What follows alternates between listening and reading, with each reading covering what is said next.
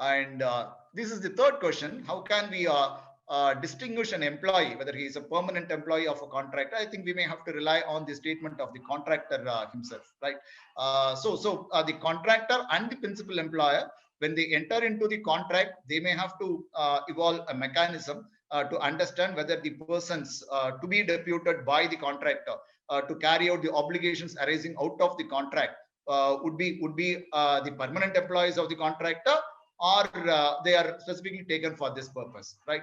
And I think you may have to, as principal employer, you may have to ask for certain relevant documents to ensure that those people are permanent employees.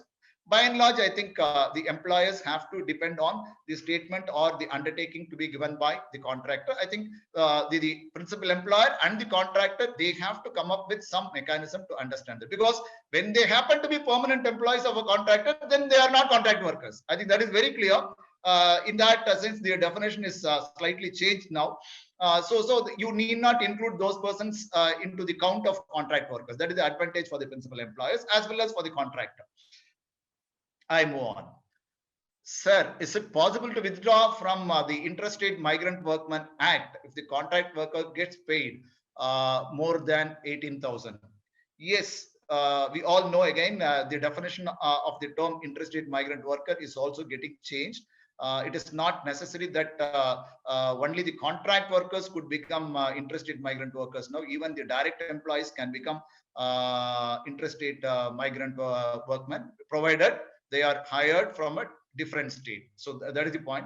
So irrespective of whether they are contract workers or they are appointed directly by the employers, if they draw more than 18,000 as salary, monthly salary, then I think they are getting excluded from the definition of the term interstate migrant worker, right? So we need not, as employers, include those people as interstate migrant workers. Others, yes, if they are drawing less than 18,000, yes, they are to be treated as interstate migrant workers.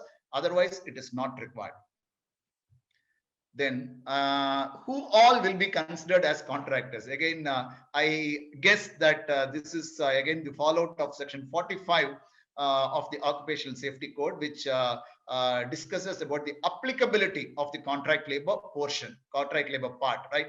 I was mentioning in my session that if we go through the applicability part, it very clearly says that it looks that their particular part will be applicable only to those contractors who are supplying manpower. Somehow, I think the job contractors are missed out, right? So this could be this particular question could be fallout of that particular provision. Yes, I still consider that is an error, because if we go through the definition of the term contractor under section 2 of the code, it very clearly includes both the job contractor as well as the manpower supply contractor. Similarly, if we go through the provisions of the section 47, which prescribes license, there also it includes both job contractor as well as the manpower supply contractor, because if they are engaging 50 or more people, then they may have to get the license. So only in section 45 in the applicability part, I think somehow the job contractor is missed out. I still feel that is only an error.